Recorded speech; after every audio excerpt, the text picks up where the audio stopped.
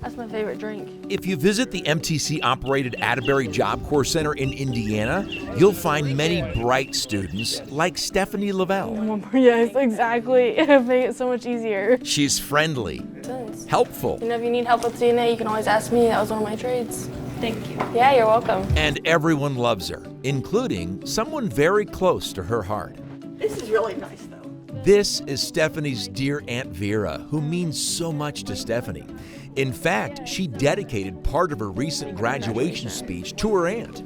This is what she wrote. So for many unfortunate reasons, my mother was unable to care for my siblings and me. Because I was blessed to have my Aunt Veira step and provide love and shelter and support. She raised me along with my siblings and showed us the compassion and love that we needed. For Aunt Veira, Job Corps has done much more than just give her niece an education. But then this place has brought her back.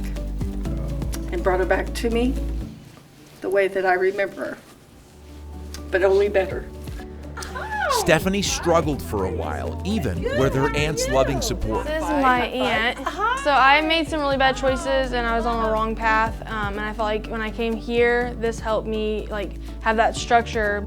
So now, thanks to Atterbury Job Corps, Stephanie is a certified nursing assistant and studying to become a nurse at Tech Community College. I'm very proud of myself. I've came a long way and it took a while to get here, but I finally made it and I'm super proud. This is my boss, this is Mr. Johns. Hi. Very nice to meet you. And it couldn't have happened without her Aunt Veira. She actually raised me from the age of 5 all the way up.